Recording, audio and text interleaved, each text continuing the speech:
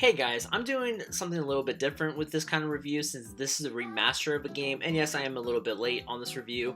I am, of course, going to be giving my opinions on the game. It is still a review. At first, I'm going to start out formal, and then it's going to kind of switch over to more of what I like about the game, or a certain character that I like a lot, and then I'm going to discuss each and every single different location in New Super Mario Bros. U Deluxe and New Super Luigi U Deluxe. So, sit back, relax, and please enjoy the video. New Super Mario Bros. U Deluxe is a remaster of New Super Mario Bros. U and New Super Luigi U, which is in a set of sequels all the way back over a decade ago. But New Super Mario Bros. On the original DS is based on the original Super Mario Bros. Game back on the NES. Now, let me say, when New Super Mario Bros. Was a thing back on the DS, I adored and loved that game. Still do. But now, this series is getting stale really fast. And it all has to do with the new in the name of the title.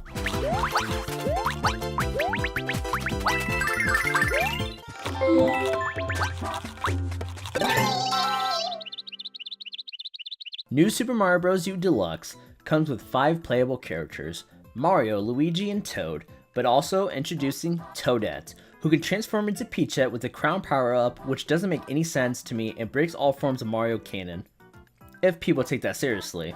Toadette is a great character overall, and the Peachette power-up is surprisingly very fun to use.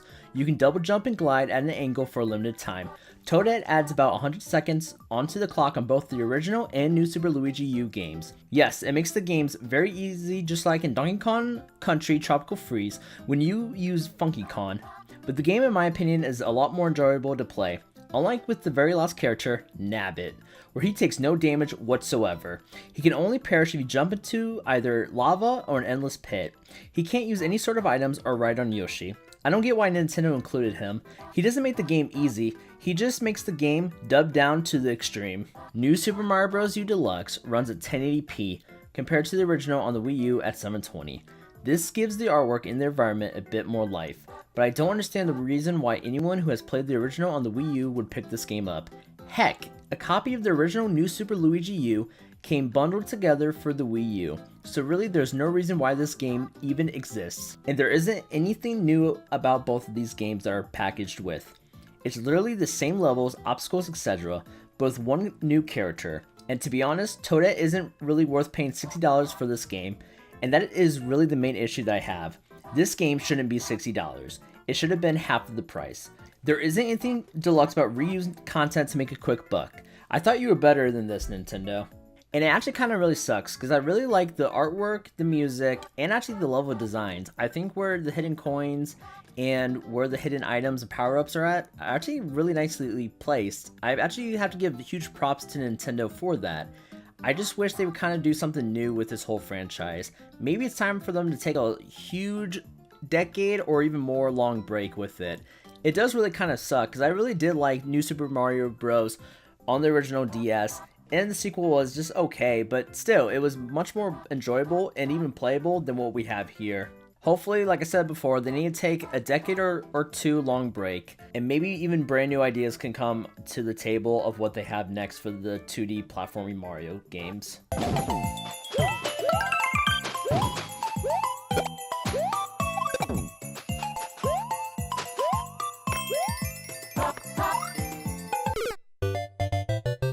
Lastly, there are a bunch of mini games and trials to play through, but honestly, they are only fun for the first time that you play them. After, it just gets very boring and tedious, and really there's no reason to go back and play these levels. If you didn't own a Wii U, then sure, I can see the purchase of this game being justified, but if you have, just skip it. New Super Mario Bros. U Deluxe is my most disappointing game of 2019, and we are only 2 months in for this year. Hopefully the next remasters of Nintendo games improve upon the game and not try to make a quick buck. I need to go back to Toadette a little bit. I really like this character. I think she makes the game, a game franchise that started off as easy, is now a bit more challenging. She makes it a lot more easier, like I said before, and she makes it a lot more enjoyable. She's actually a great, fantastic character. At first I was like, really, Toadette? But looking back on all the years that Toadette was introduced, I believe back on the Nintendo GameCube, that era, she's been a great character in the Mario franchise. In this game, she really shines the most. So I have to give some props to Toadette and the designers that included her in this game. They actually made her own unique character. And I'm really glad that she's in the game.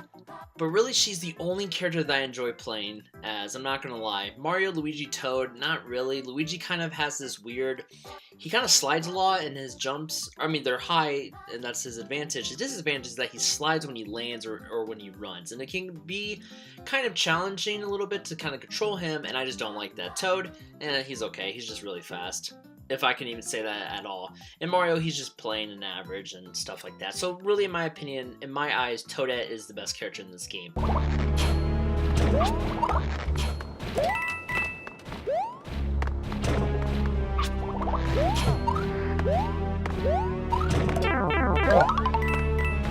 So for the people who have never played a New Super Mario Bros.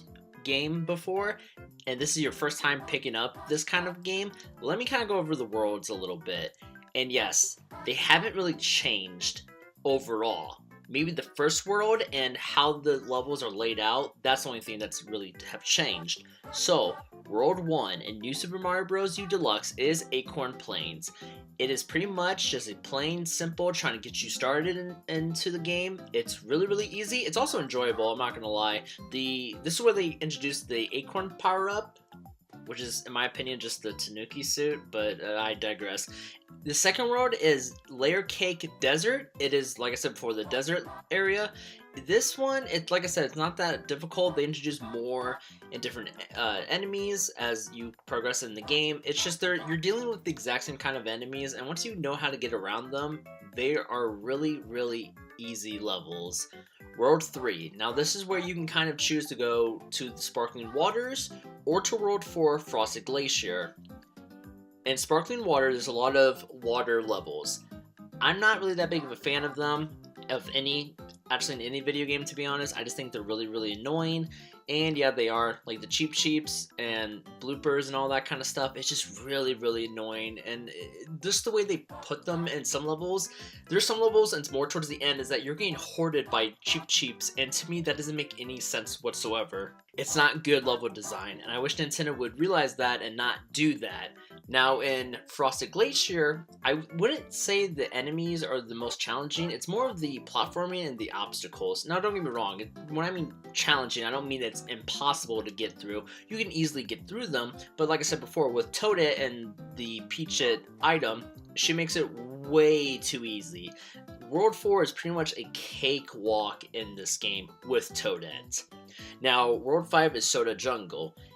It's kind of weird that it's called Soda Jungle because I guess Mario, Luigi, Toad, Toadette, and Nabbit, they're all poisoned by soda. They must not like soda, because I guess the purple stuff, which is I always thought was poison, is I believe the soda. So they must not be a big fan of soda. It's both obstacles and enemies that are really annoying. This is where the game kind of gets really amplified of the difficulty setting.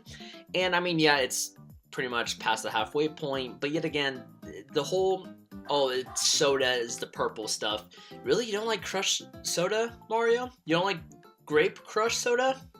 That's like the best kind of soda ever. I know, it's kind of weird. World 6, Rock Candy Mines, is pretty much the mountain levels. Yeah, this game's course design is really atrocious. I wish they would have done something new and have new inspiration with this one. It's just pretty much just the obstacles, because enemies can attack you from above, and you probably won't see it all the time, but once you kind of get used to it, it's easy to get through. World 7, Moraine Clouds, it's literally just, instead of just being on the ground, you're up in the sky and stuff like that. Like I said before, it does get a bit difficult and stuff like that. They kind of do throw some BS enemies here and there, but really, it's nothing too unique to the Mario franchise, really. It's just old news. Now, World 8 is, of course, Peach's Castle. This is really where kind of like Bowser has taken over.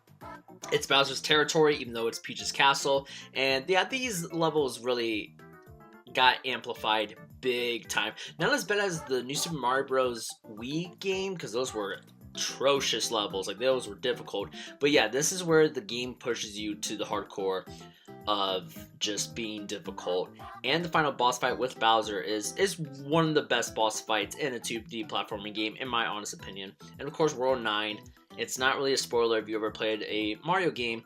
is Superstar Road. It's pretty much if you get, I believe you get all the gold coins in each level, a certain level will open up and you can play it. Some of them are cool, some of them not really in my opinion. And that's pretty much all the worlds in New Super Mario Bros. U Deluxe. Now, in New Luigi U Deluxe, it's the exact same thing, just different levels, less time unless you use Toadette or Nabbit. And yeah, I don't know if I could recommend you playing that. If you just play New Super Mario Bros. U Deluxe, that's all really you need to play. You don't really need to play New Super Luigi U Deluxe. I guess it adds more of a challenge and difficulty, but really, why waste your time? You kind of played through all the game, and that's the thing that really kind of is the problem with the new Super Mario Bros. Franchise and the games, is that there's nothing new. It's all old. I know this is a remake of a Wii U title, of two Wii U titles to be correct. It's something that Nintendo needs to go back to the drawing board. They need to go back to the drawing board and think of brand new ideas for upcoming 2D Mario platformers. And I would just give this game, like I said before, a 10-year hiatus. Come back with something brand new. I wouldn't turn Mario into yarn like they're doing with Yoshi. I wouldn't do another Paper Mario 2D platforming game with Super Paper Mario on the Wii. Even though I recommend that game, they need to make something brand new and unique for 2D platforming Mario games.